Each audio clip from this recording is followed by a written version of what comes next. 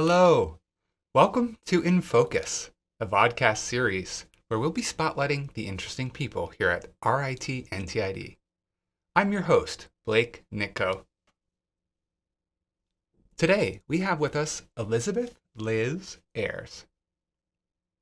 Liz is a senior lecturer in the Department of Science and Mathematics. Welcome, Liz. Hello, everyone. Liz, you're both a senior lecturer and a licensed sonographer. How do those roles connect in your work? My teaching practice and my clinical practice in sonography have a lot of crossovers. They support one another. They're very synergistic of each other. My teaching is enhanced through my clinical practice, while my clinical practice is enhanced by my teaching. I love that. Another large benefit is I can bring in students with me to the hospital to shadow my work. It's a great opportunity to expose young deaf professionals. If I didn't maintain my hospital work, then I wouldn't be able to provide that opportunity. It's a great opportunity for those students. Let's go back in time a little bit. What inspired you to seek a career in sonography? Actually, sonography was not my original goal. My original goal was to become a vet. I love animals. Okay, something in the medical field. Yes, I love anatomy, physiology. I love understanding the structure and function of the body and how diseases affect both the structure and the function. However, in my senior year of high school, I had an experience that made me realize that I couldn't handle euthanasia. I felt like that was something that I wouldn't be able to handle. That's a tough part of the job, I'm sure. Right. So the spring of my senior year in high school, I went to my pediatrician for my last well check before coming here to RIT. And my pediatrician had asked me what I wanted to do. I told them I wanted to be a vet, but I realized I couldn't do that any longer, so I wasn't sure now what I wanted to do. My pediatrician recommended sonography to me. And ironically, my first response was, no, well, I can't do that. You have to be hearing. And that's something that I had ingrained in me all these years. And my pediatrician said, no. The spectral waveforms, even though they are something that you can hear, it's also something that you can see visually on a sonogram. And I didn't realize there was that visual component, and that convinced me. I applied to NTID, I got accepted into the sonography program, and the rest was history. So, you're teaching students. What advice would you give to students who are interested in healthcare or any kind of medical imaging, like ultrasound?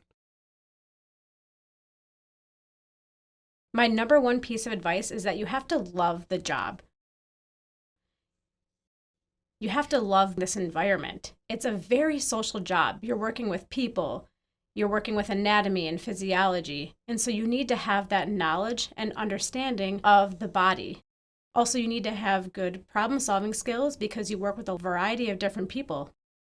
So it's very important for you to love your job. And you also need to be flexible and patient because this job is very unpredictable. And that's one of the reasons that I love it. What you experience every day is different. You work with different people, your schedule is different, the procedures that you're in are all very different, and I love that. Sometimes you're unsure of what you're going to be experiencing that day. It always keeps me on my toes. And that's a very key skill for people to have going into this field is that you need to be able to work well with patients and have a very good understanding of the body. You heard it from Liz. What's something about ultrasound specifically that people don't know?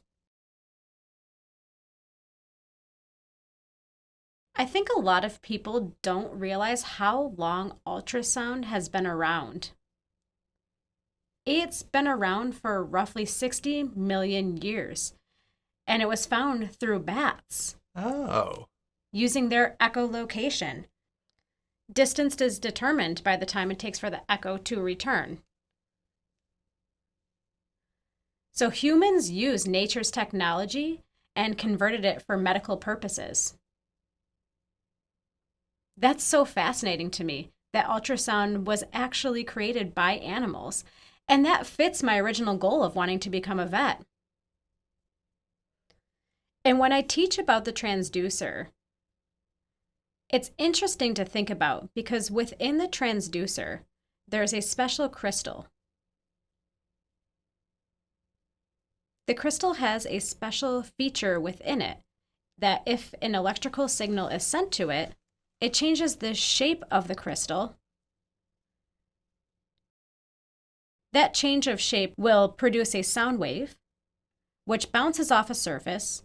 When it returns, it converts back to sound in an electrical signal. And that's what shows up on the screen as a binary pixel. So essentially, this system changes a whisper to a picture.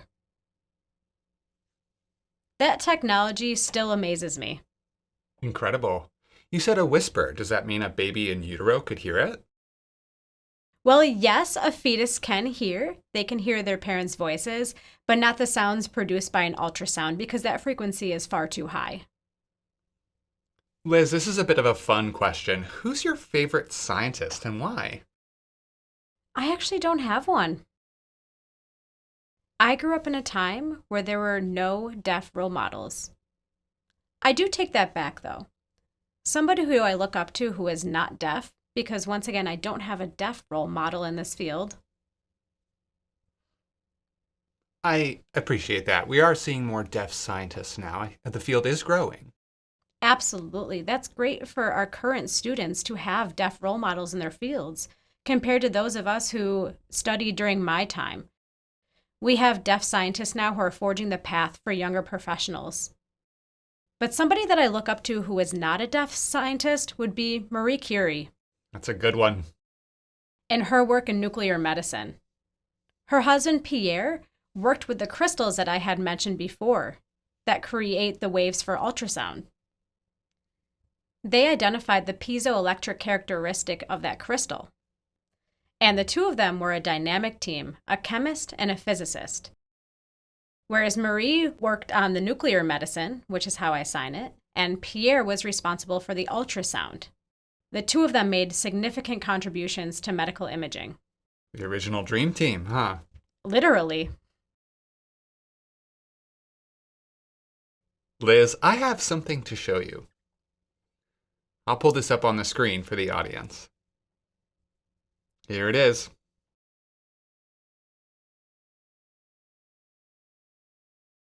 Wow.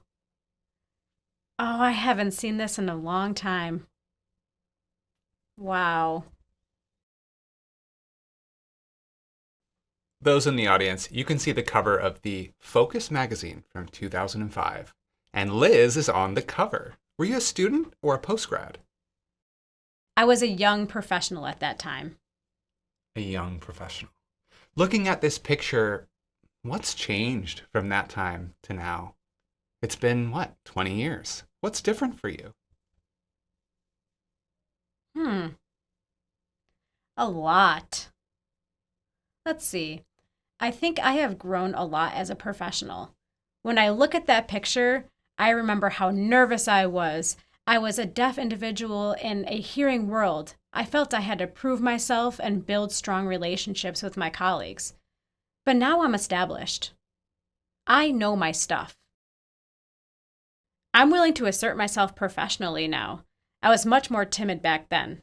That's a huge difference. And that picture that you showed, the baby is my oldest daughter. Is it really? Yes, she's 20 now. She's a third-year student here. And so just looking back, time truly does fly. The next generation. She's majoring in psychology with a minor in biology. Okay, keeping it in the STEM field. Yes. Like mother, like daughter. Unfortunately, not sonography, though.